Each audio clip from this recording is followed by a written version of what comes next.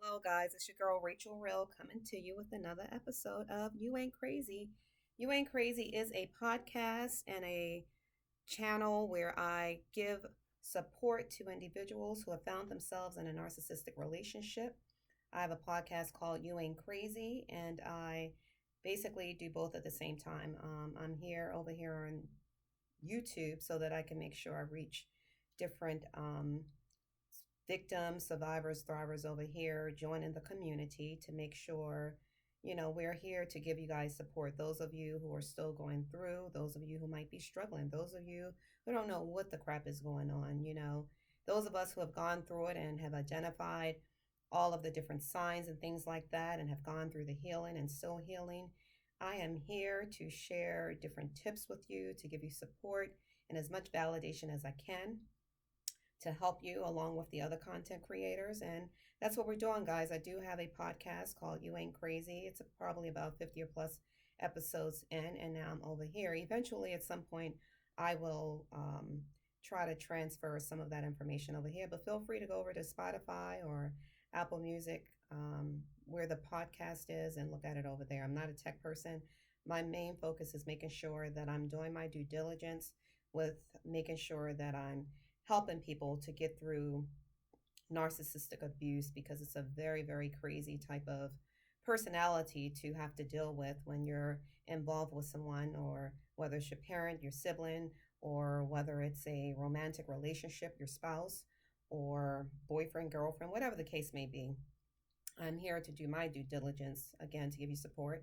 Just to put the disclaimer out there, I am not a counselor, a therapist, a psychiatrist, psychologist, or anything of the like. I am a life coach, coach, helping people with different strategies to have a peaceful separation or divorce, just to get through it, making sure you put the children first. It's a lot that goes into that. Feel free to reach out, drop a comment if you need one on one or some advice, or you want to take advantage of my services. Other than that, I am here growing my YouTube channel and giving the support and just covering different topics. If you have something that you're interested in learning about, please drop a comment in the comment section, and I'll read it and I can touch on it, because it's not much that I haven't gone through or somebody else has not gone through, because with narcs, they tend to do the same thing to people. It's, and that's why we're talking about it, is to raise awareness about this personality disorder. So now that that's out there, again, taking the time to make sure, you guys get information so that you can hear it. I'm telling you, I know when I was going through it, just listening to other content creators, it helped me a lot. Um, I feel that once you can understand exactly what it is you're going through, guys, it will help you so, so much to really, really uh, understand that you ain't crazy. What you're feeling is very, very real. And when you just do the research to understand that their mission is to make you think that you're crazy. Their mission is to suck the life out of you so that you don't know if you're coming or going. They want to make you think you're crazy because they will mirror you. Whatever you say, they say it's you. You can't call them out because they're just going to manipulate it and turn it use it against you. You can't share your thoughts. You can't share good things because they're jealous of you. You can't share bad things because they'll mock you and make you feel worse. It's just a crazy, crazy personality. That is why I'm on this journey, because I'm like, I never would have thought that I would have come across anybody like this. And then once you learn it, you will start to see that there are a lot of people who have multiple personality traits that are narcissistic. I mean, we all can have people be thinking like, oh, it's arrogance, it's conceited or manipulative. Like, it's a difference. Don't have anybody making you think that just because you've wronged somebody before, we've all been there where we've done something wrong. Nobody's perfect. We're not talking about that. And don't let a narcissistic person gaslight you into thinking, oh, well, you did it too. Like mine used to say, you got an attitude problem, because he's also an alcoholic. So I don't know what he does now, because I could care less. I left him in January. It's coming up on a year, guys. No contact, no, nothing. Absolutely nothing after 5 years. I didn't have it in me. I was done. I did the research. He checked all of the boxes that I needed him to check. And if it walks like a duck and quacks like a duck, guess what? It is a duck. And I left it at that. But they will manipulate the crap out of you. He was like, "You got an attitude problem." So if I said, you have a drinking problem, well, you got an attitude problem. What is your problem? Why do you have an attitude problem? Didn't you have childhood trauma? Didn't you have this? Didn't you have that? Like anything that they think they can try to break you down with, you have to understand that is their mission. Their mission is to make you feel like you're nothing. And usually they go after people who are usually independent, an independent thinker. You were once positive, you were self motivating, successful financially, clear minded, like all of that. They will break you down if you allow them to. They will try to suck every piece of life you have in you that you just will be so drained, because at the end of the day, you can't play in the dirt with them. So if you just sit around and just let them take advantage of you, what do you think is going to happen?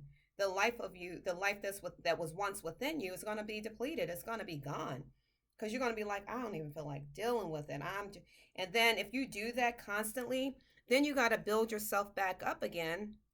And that's hard when somebody's mission is to just break you down. So, what I'm talking about today is how fragile the narcissist egos are. Their egos are very, very fragile. They can dish it, but they cannot receive it. And I had to learn that the hard way, guys. And I know I am not the only one with their fragile egos. They will tell you something, or basically accuse you of something, tell you something, and it'll be the very things that you should be questioning them about. They'll accuse you of being with somebody or doing something, and they're telling on themselves, when it's like they're showing this suspicious behavior that you should be the one saying, "Did you do this? Did you? I saw that you didn't answer your phone because of this." They'll jump and tell you that before you get a chance to tell them. That's how manipulative they are.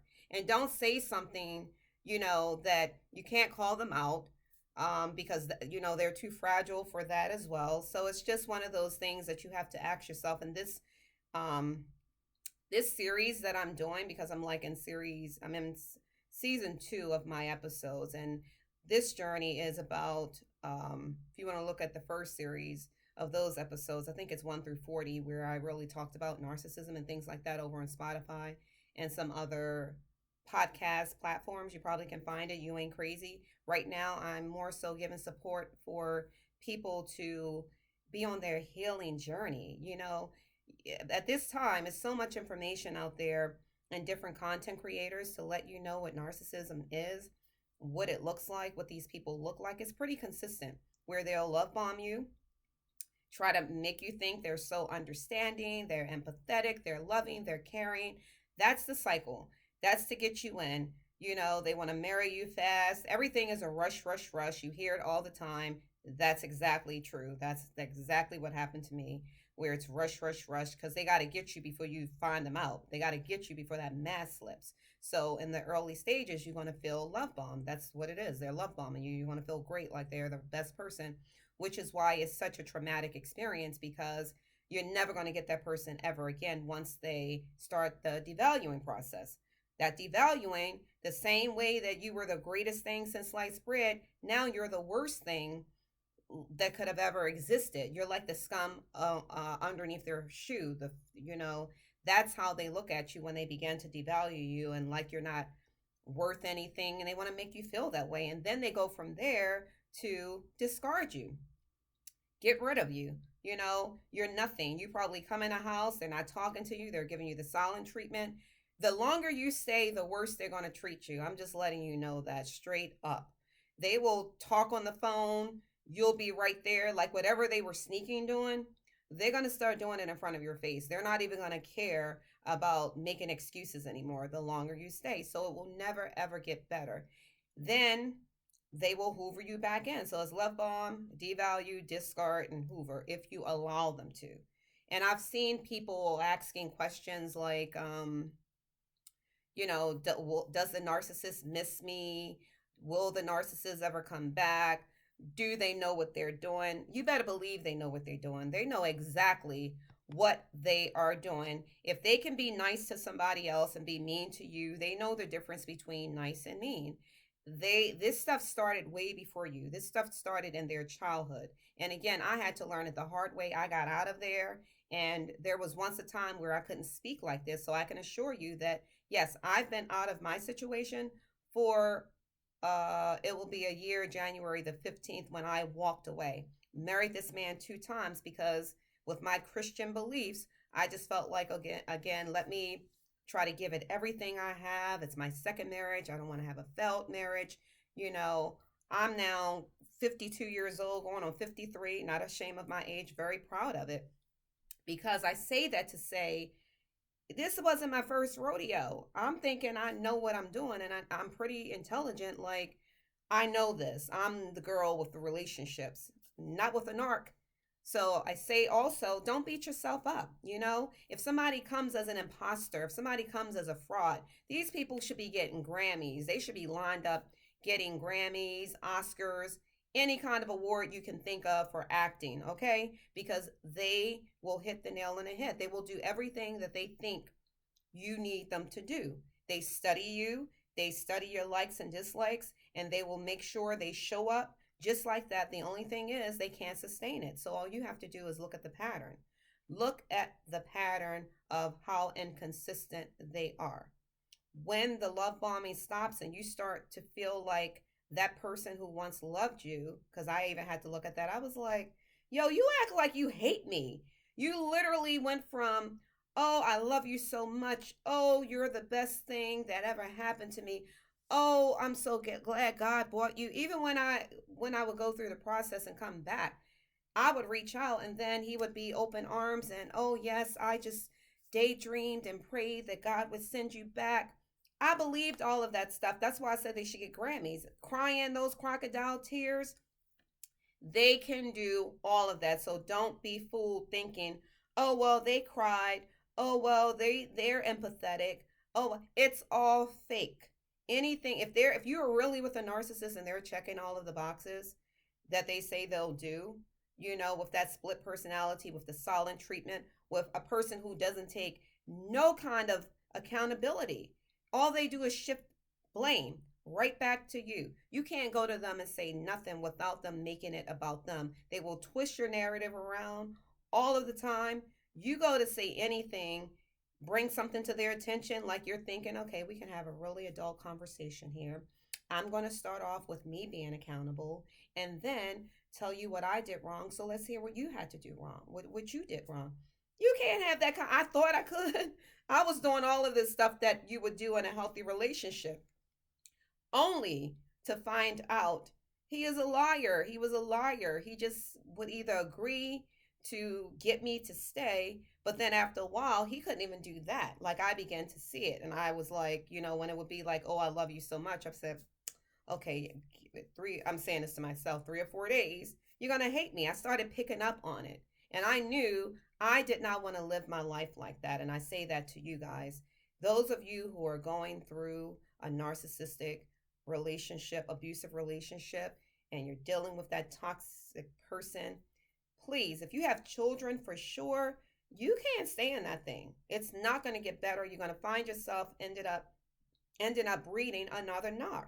Because if you can't show up, you can't heal in the same environment that is hurting you. And if you have children, minors who are still relying on you, how are you going to be present for them if you're trying to stay present for yourself by defending yourself with the narcissist? So I know you can't do it overnight, but there's a process that you can take to try to free yourself out of that. You have to get yourself some counseling, you have to get yourself some coaching. You got to tap into it to get out of that. I had to literally, I called it detoxing. I had to detox from all of that traumatic experience, the lies and things like that, because I was so defensive. It was like I had PTSD. I was like looking over my shoulder. If something hit too hard, I'm jumping. Like I didn't even realize the impact that it had on me because I felt like I was standing my ground. I wasn't going to be a pushover or anything like that. But after a while, towards the end, it was like, say what you want, get drunk, do whatever you want to do. I'm not saying anything to you. but he still would come for me. That wasn't even good enough.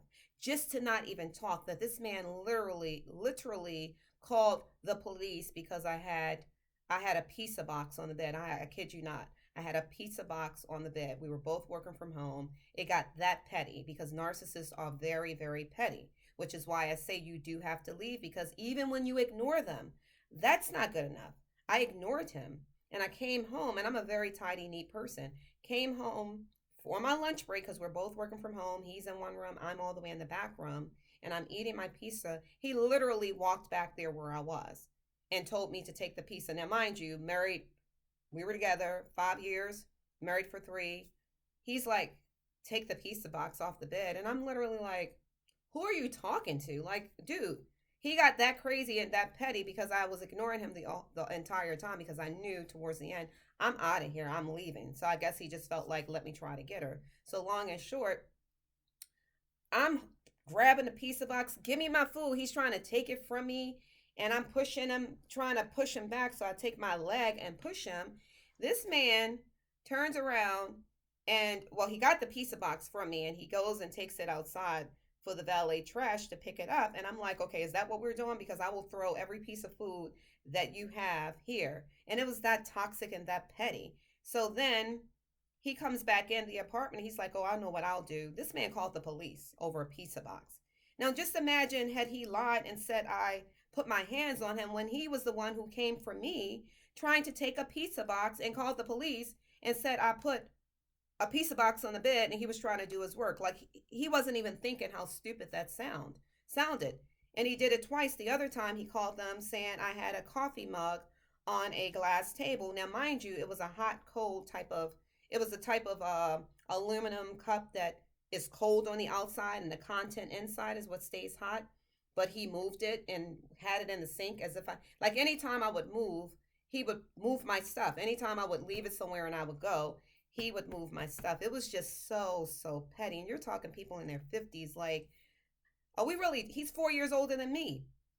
Are we really doing this? It was so embarrassing when the police came and the police was just so mad, like, look, this is not an effing emergency. You two need to get along, blah, blah, blah. I was so embarrassed because I'm like, we got these officers coming who's like, they could be our children. You know, that's how young they are. They could be our kids. And meanwhile, we're sitting up here like like immature adults over a pizza box and a coffee cup. Like it was just, it was bad. My point is, thank God, God blessed me to the point where it covered me that I didn't go to jail. Suppose he would have lied on me or something like that. Like it could have been anything. So when I tell you they go low, and if you stick around, that's exactly what's going to happen. So if you're having a problem leaving them, you better think about everything that they did. And I really, really encourage you to journal it, write it down. And I say it all the time. I have a friend who she has these little books out called Hit the Reset, Transition to Triumph, where she helps with intervention and helping you to transition from your trauma to victory to triumph. And I am here to also help people who are going as a divorce strategist, helping you with that process, how to get a team together, who to choose, how to choose your lawyer, how to choose if you got need papers to be drawn up, things like that, that can probably save you some money before you go the legal route. There is a way to, again, find peace, because I learned how to pretty much, I felt like I beat him at his game because I got out of there and I waited until things died down a little bit and he had his new supply. He was good to go. And he signed the divorce papers without me having to talk to him and all of that. He didn't sign them before I left as I wanted him to. But I was angry, and after about probably April, 3 or 4 months after I had left, I texted him and just said, can we get the papers completed? I just needed him to sign them. He could put them on his door. I would get them, and that's pretty much how I did it. It's a lot involved. It's case by case, but I am here as a divorce strategist to help you. Just drop me a comment should you need some help, because it's just a very, very crazy type of personality to deal with. Someone who's manipulative, like, you just can't win. You can't win. And if you're struggling, again, I'll stop through and just talk about things that I know, certain questions that are trending, that people might want to hear. and touch on those topics. But when you think about with this one, I'm just talking about how fragile their egos are, and also how manipulative they are when you said something, you're dealing with something and you're angry with them, and meanwhile they will flip it and be angry with you, and it's like you never get a chance to express your emotions. You can't even be mad. You can't, because they're going to act more mad than you. They're going to try to shame you for even being upset. So then you got to suppress your feelings. You got to suppress how you feel. So you literally will lose yourself dealing with a narcissist. So I encourage you, like, if you are in it and you're having all of these questions, don't doubt yourself. What you're feeling is very, very real. If it walks like a duck, it's a duck. If it walks like a duck and quacks like a duck, don't sit there and feel like you got to wait for somebody to diagnose them. You can go online and Google the different personality traits. And if they're doing all that they say that a narcissist will do, there's your answer, because they will show you. Mine showed me exactly who he was. I ignored the red flags. I take full responsibility. Then you got to ask yourself, if you're still struggling, like, what's going on with you? You don't value yourself enough to understand that you deserve the best of the best. The best of the best. No one should yell at you. No one should disrespect you. And vice versa. You shouldn't be doing that to someone else. Making sure that you're not picking up or have not picked up those traits, and making sure that you're not a narcissist as well. Because you got to ask yourself, like, darkness and lightness can't dwell together. Something's going to give. When I came out of my brokenness, because that's the only way he got in there in the first place, because I was broken, and brokenness will attract brokenness. So I had to look at me. Take that attention off of the narcissist, take it off of the toxic person, and look at yourself, because the only person that you can change is you, and that's the person that you want to change. Change yourself to understand that you deserve the best of the best. You don't deserve no one yelling at you, treating you like a child, manipulating you, lying on you, lying to you, cheating on you, backstabbing you, talking to other people about you, and supposed to be your spouse or your loved ones. Like, man, you don't deserve that. You deserve happiness. And if that means happiness means being alone, at least you don't have that. Why would you trade off being at peace opposed to being in chaos? So you got to ask yourself, why am I okay with that? And then get yourself some help, whether that's through therapy or psychologist, psychiatrist, a counselor, or a life coach, or a couple of them. Whatever the case may be, you got to be honest with yourself, because at the end of the day, the narcissist is going to be the narcissist, and it's not gender specific, man or woman. They are going to be who they are. You got to ask yourself, why do I feel like it is okay for someone to mistreat me? Why do I show up? Why do I keep showing up for someone to treat me so badly? That's what you have to ask yourself. And when you find the will, the inner strength that you really have, because you have the power, you got it. You got the power to be able to rise against that spirit and get yourself up out of there. And hopefully you're not in a situation where someone is putting their hands on you, or for sure you gotta leave. If that's the case, you got to get up out of there. Do not allow yourself to think that it is okay for someone to do that. And definitely, if you have children, that's more of a reason. Don't buy into that nonsense of, oh, a two-parent household is better than one. No, it is not, if it's a toxic environment. No, it is not. Give that child an opportunity to at least see what an orderly home looks like. You can't control what a dysfunctional home looks like if that's the other parent, because at some point that child will choose the orderly environment, the disciplined environment, if you don't wait too long to the point where they start picking up those manipulative traits. So when you have minor children, that's another reason why, for sure, you got to give your child a chance at having a functioning, disciplined type of orderly environment, and not having to wake up and deal with mom and dad, or two parents arguing every day, or giving each other the silent treatment. Like, this is what you're teaching them, that this is normal. like chaos is normal, and that can happen, which is how the narcissist became a narcissist. So if you don't want to breed another narcissist and you have minor children, that's more of a reason why you can't be selfish and only look out for yourself. You got to look out for that child first and foremost, and of course yourself first of all, and definitely the child. You got to get you right, and then make sure you give your child a chance at having a better upbringing than the narcissist, because very often people are breeding narcs again, and then again, and then again. So no one should be staying with anybody who mistreats them, period.com. You just don't do that. And they're just very manipulative. So I'm going to round this up right now. But again, I just wanted to drop this video today to give you encouragement, to let you know you got this. Narcissists have fragile egos. They're manipulative. They will change your narrative around. You can't have a voice dealing with a narcissist. So if you can kind of just understand, stop expecting, uh, uh, uh, just stop trying to reason with someone who's unreasonable. Stop having these expectations from people who can't can't achieve it. They can't achieve being normal. They can't achieve being kind and nice and fair.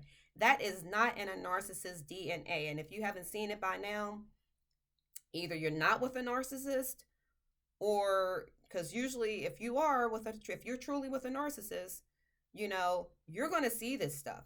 You're going to see that you can't reason with them. You're going to see that they're going to change your narrative around. You're going to see that they have very fragile egos. They're the first to want to come at a person and break you down, crack on you, talk about your insecurities. They will do that in a heartbeat. You even think about coming back at them with it. Think about coming and attacking one of their insecurities. Two wrongs don't make a right, but sometimes you feel like, Dad, when does it stop? Why you keep bothering me? And I know for me, I got to a point where I'm like, okay, I'm going to give you right back what you're giving to me. You want to talk about me? I'm talking about you. You want to break me down? I'm going to break you down where it hurts the most. But then I'm like, well, Rachel, this man is bringing the worst out in you. Like, stuff came out that I never even knew I was capable of. And that's when I knew I have to take control over me. And I'm not going there with this character, because at the end of the day, that's what he became. I started to fall out of love with that person because I knew, you're evil, you're mean, you don't mean me any good, you don't have my best interest, you're a fraud, you're a fake, you're a liar, you had me believing that you were somebody else and you weren't. Like, I started calling it out, and then I had to stop because I'm like, okay, I don't know what might happen in here, because now that I'm back to myself, I felt weak. I felt like I just don't have it in me to fuss back. I'm not going to argue with you. Like, you can do whatever you want. You can say whatever you want. You can try to attack me, try to say something, try to talk about my kids, because we had a blended family, because my kids are adults and his are too. But it was like, okay, he was just trying to figure out, how can I get to her? So if that means let me call her child, because my child was once very close, one of my kids were once very close to him, and it was hard to try to convince my adult child not to be close to him, because I played a part in that unit. Even when he didn't deserve it, I was like, okay, son, I know he's not so bad. Like, I was defending this person, because narcissists will have you defending them because they're still playing that game where you thinking, okay, yeah, that just happened. Everybody deserves a pass. Like, you played a part in it too, Rachel. Give them a pass, come back. And I just would defend it. So what is going to look like when I'm no longer defending it? So you start looking crazy, and that's how they isolate you. So that's in another video, or check out the podcast. I may drop another video talking about the isolation, but know that they will do that. That's their job, to isolate you from family and friends. That's all a part of the love bombing. They show one side in front of the family. The family is thinking that they are great.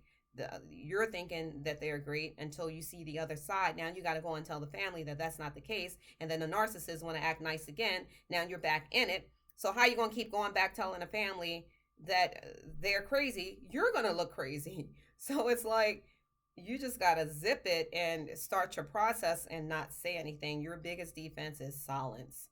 don't say nothing. You go gray rock. You have minimal conversation if you have children. It's basically kind of like from Coming to America. I say it all the time in my videos or podcasts. When they're like, what do you want to do? So what did you say? Whatever you want to say, wherever you want to go, or no, thank you. Don't be angry and mad. And I know it's easier said than done, but those are the kind of things you got to work on. You got to work on not having like showing any kind of emotion. And that's why I say it's very important that you can't stay, because you will lose yourself, because some of the things you got to do to survive, it chips away at who you are naturally. It started to chip away because I'm a very vocal person. I love to talk. I love to laugh and joke and be happy and be active and do things and walk and exercise. I love all of that. And he acted like he did too.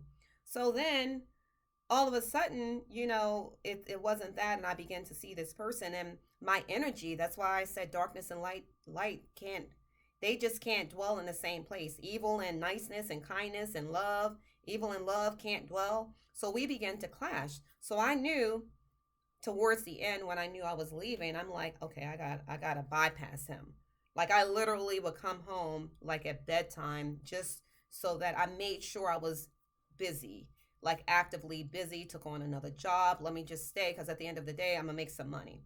If you have children, give that attention to your kids, work with them more, do some schoolwork with them, educate them. Like there are things you can do, productive things that you can do, you know, inbox me, I'll give you some tips, but there are things that you can do to empower yourself until you get out of that situation, if it's not a situation that you can just up and leave.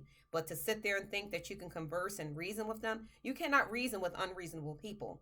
Don't even waste your time, because you're going to see it. Don't believe me, you can try it if you want. It's a waste of time. They don't care. Narcissists don't care. It's almost like you just have to be silent. And who wants to live the rest of their life not talking? You're going to find out that anything you say, they're going to take it and use it against you. Whether they talk behind your back, whether they go tell someone else, not to mention they're already working on their next supply because they get bored. So the minute you're thinking that, oh, well, we're doing great, you better believe they're already baiting somebody else to get them in there, because they know when you figure out who they are, you're going to leave them anyway, or you're not going to treat them the same. So they're on to the next. Like, you just can't win with these people. So I'm going to leave it at that, guys. I pray that you get the strength. Those of you who are still struggling, those of you who perhaps left and you're feeling so down, like, oh my gosh, I miss them, da da da.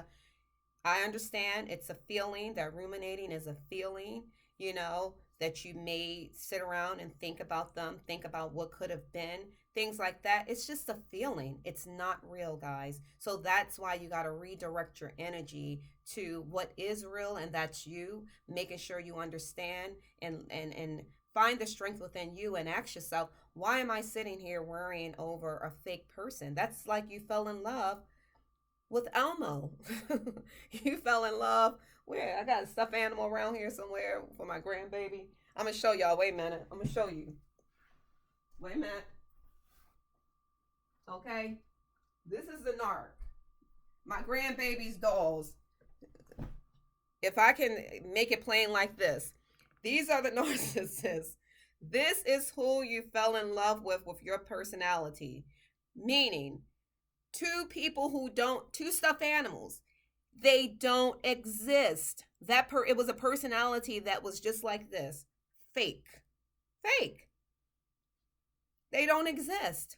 That's the personality of a narc. So that person that you fell in love with, it's like falling in love with these two little stuffed animals, the monkey and the kangaroo. That's basically what it is. I'm serious. It's not a real person. So what you're yearning is trying to get back with the monkey. You're trying to get back with the kangaroo. It'll never happen. You fell in love with yourself, because all they did was mirror what they thought you wanted. Things that they thought you liked. They try to be like you. They're in competition with you. Like, they don't have their own identity. They pick up your traits or the other person's traits, or a TV character traits. Like, that personality, whew, and they're not running to the clinic to get diagnosed. They're not sitting, the likelihood of them being self aware, like if they apologize, anything that they do is for their own gain. They are capable of crying. They are capable of acting like they have empathy, sympathy, understanding. No, they're not. It's all for them. Either they don't want to lose the supply that you're giving them. They're not ready because they're lazy to try to bait new supply, and they want to try to burn you out as much as they can. And all they want to do is see if they can get you back to where you once was, and then they're going to do it to you all over again. Been there, done that. That is what they're going to do. So that personality that they showed you in the beginning, that will never ever be again. That was only to get you in. That's it. It was only to get you in. And if you can look at it like this, for instance, when you throw garbage away, are you going to go back to the dumpster and pick it up? Let it go. If you got rid of it, don't try to go back and get it. Don't allow them to hoover you in with a gift or money. Say you can't be bought. Let that nonsense go. It is not worth it. And I'm talking because I've been where you are. Those of you who are still struggling, and you might be wishing that, oh, I wish I could just get back with them. Oh, it's the father of my child or a mother of my child, and I just want us to be a happy family. If you are truly with the narc, I can't say because I don't know who your significant other is. And I'm speaking on romantic relationships, even though you can have narcissism in the workplace. That's another video. You can have a parent who's a narcissist. You can have a sibling. You can have a friend. Like, they're out there. Just look at the personality. That's all you got to do. And when you look at the personality, you should be like, you know what? It is what it is. There's no reasoning with them. There's no need for me to go back and forth. And you just leave it alone. Stop, count your losses and keep it moving. Whoever that narcissist is, you cannot reason with them. It's no need to try to get in their good graces. That ain't happening. And Dr. Ramani, Dr. Ramani, she's a psychologist. I talk about her a lot because I really learned a lot from her, and it helped me with my healing. Also, the T on MPD, that helped me with my healing, and even mental illness, who's a self-aware narc. Just back to education. The more you learn about this personality, you're going to be fine. You're going to be, if you believe it.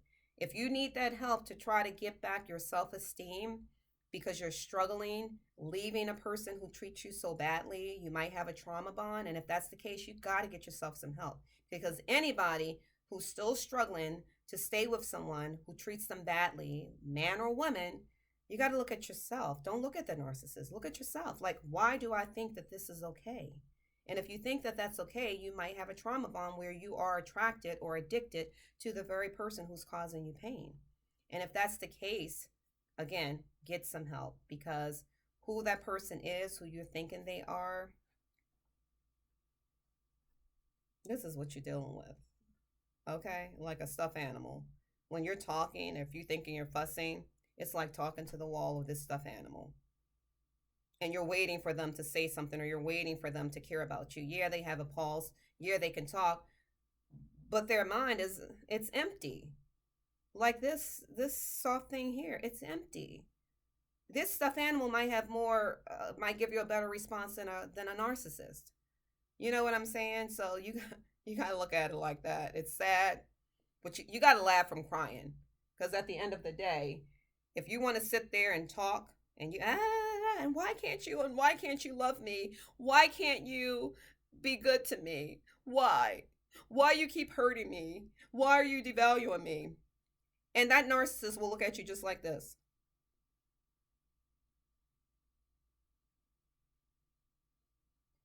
It's not even worth it. It's not worth it to have somebody sitting up there. At least you can love on a stuffed animal. It is not worth it, guys. I'm telling you, those birds, man, I'm telling you, listen. All right, guys, I'm 40 minutes and let your girl get out of here. I'm Rachel Real. I love you much. Peace and blessings to you. I will have more content coming your way. I'm about to round this up. As I said before, I'm a chatterbox. But much encouragement to you. You got this, guys. You got it. You're strong. You can handle this. Love on yourself. We're going into a new year. You got through Christmas. You got this. Don't be hoovered back in. just keep watching these videos to empower yourself to know there's a community out here that really, really love you, and we understand what you're going through. And whenever you feel weak, click on that YouTube channel, go listen to a podcast. We are pumping this information out there to let you know you're not alone. Empower yourself, empower your children, love them, and stop trying to talk to those birds. Like, your best defense is silence. If you got a child with them, only talk children stuff. That's it. And keep that at a minimum. Just get that joint custody, that you have them one time, they have them the other time. At least the child can have, some order over on this side. You can't control what happens over that side as long as they're not hurting the child, physically.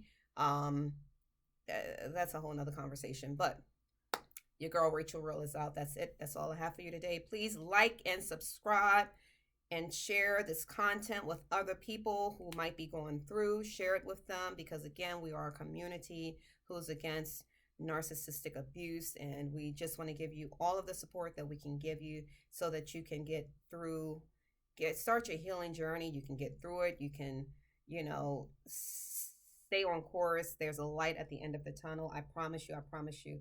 I did my work. I'm here to help you to do yours along with everybody else. Peace and blessings to you.